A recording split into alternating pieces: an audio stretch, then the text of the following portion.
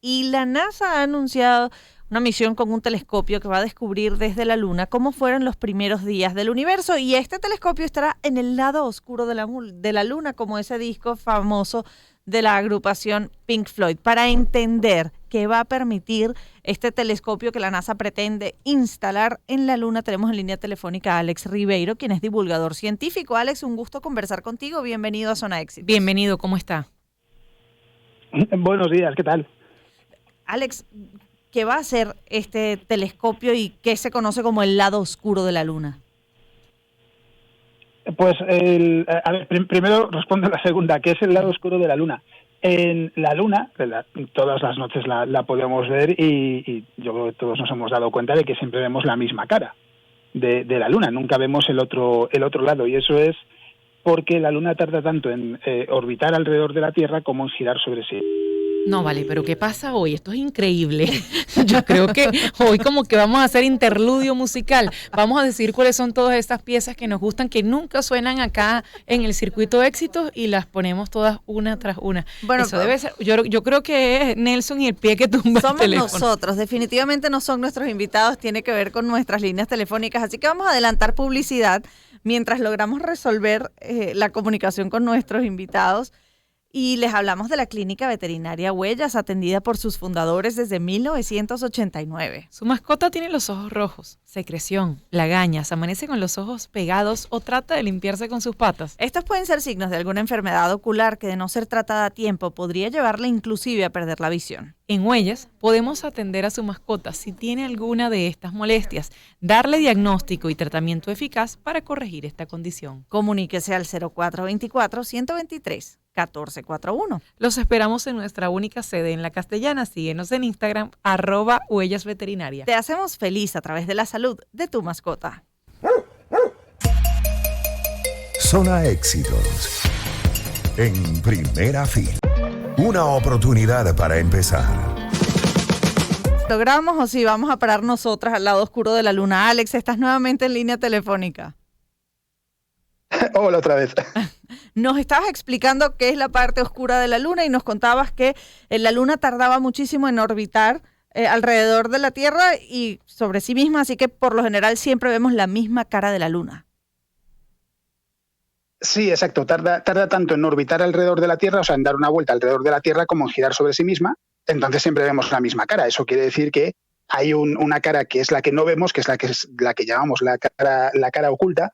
Y el lugar en el que se quiere instalar el telescopio es ese, porque lo que se busca es dos cosas. Por un lado, entender cómo es el entorno para las misiones que se quieren llevar a cabo en los próximos años con el programa Artemisa, con misiones tripuladas, etcétera.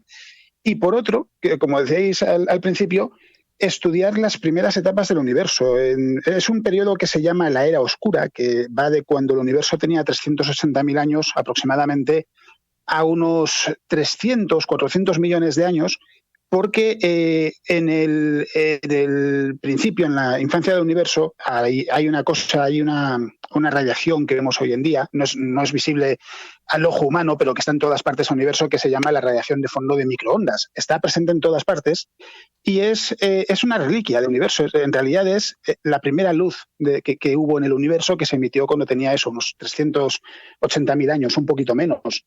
Y desde que se emitió esa luz hasta que aparecieron las primeras galaxias, las primeras estrellas, que fue aproximadamente 300, 400 millones de años después, en el espectro visible no había ninguna fuente de luz. Por eso se le llama la Era Oscura.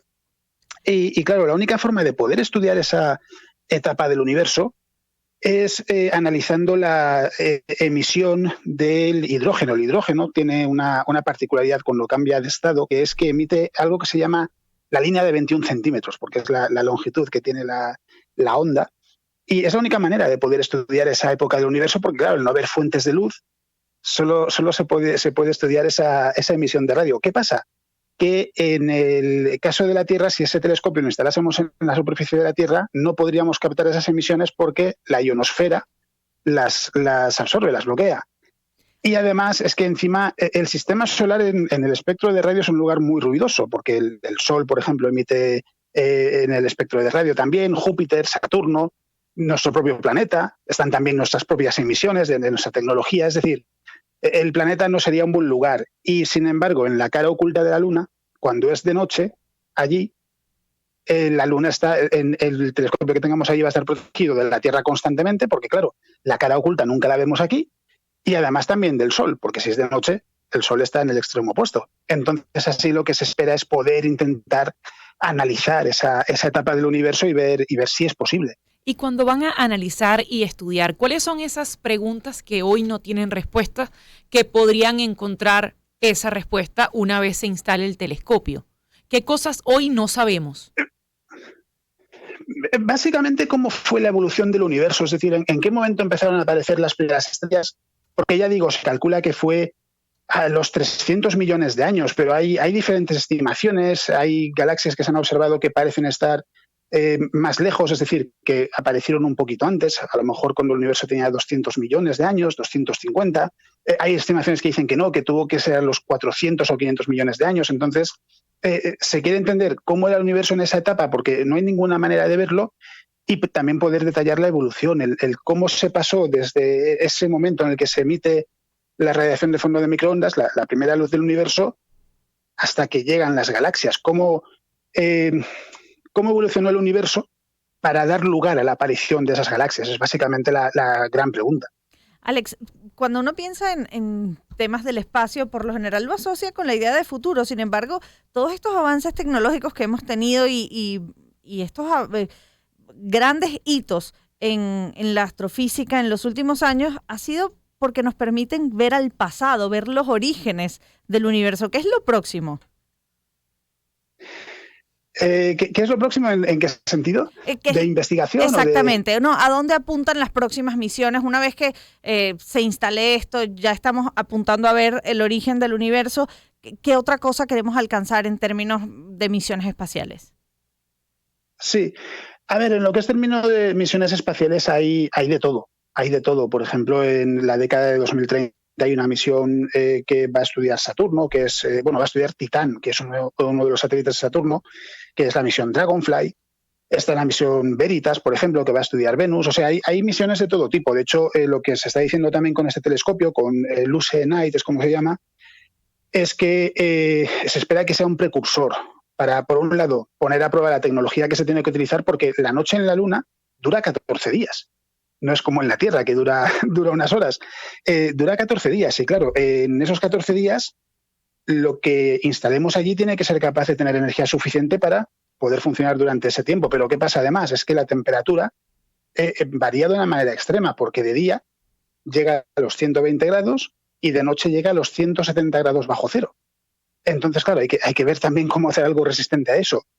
Y lo que se espera es, en el futuro, en los próximos años, aprender cómo tener instrumentos, estructuras, etcétera, que puedan aguantar bien toda esa variación y que puedan tener el suministro de energía necesario, etcétera. Y hablando de lo que es radiotelescopios y análisis de grandes distancias del universo, sí que se ha planteado. Lo que pasa es que de momento no hay planes muy concretos en instalar un radiotelescopio en la cara oculta de la Luna. Pero lo que pasa es que es algo que ya digo, ahora mismo no tiene una fecha concreta, pero el radiotelescopio de Arecibo, yo creo que todos lo tenemos en la cabeza todavía, era enorme. Pues se quiere hacer algo parecido, se está planteando hacer algo parecido, pero en la Luna. Y ahora que dices todo eso, ayer la NASA presentaba el nuevo traje que se va a utilizar en la misión Artemis 3 en el año 2025, cuando se reporte o se haga esa nueva visión o misión a la Luna, que obviamente tiene que soportar esas temperaturas a las que has hecho referencia, Alex.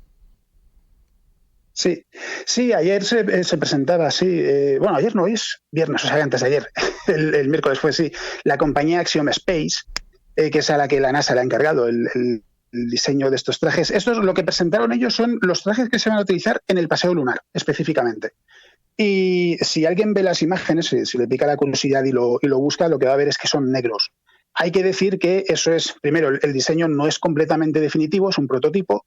Y segundo, cuando se utilicen en Artemisa 3, van a llevar los astronautas una capa blanca por encima. O sea, va a tener una capa adicional que va a ser blanca para poder aislarlos correctamente y que no tengan problemas con la temperatura. Alex, muchísimas gracias por habernos acompañado estos minutos en Zona Éxitos. Gracias a vosotros, un placer. Alex Ribeiro es divulgador científico. 9:47 minutos de la mañana.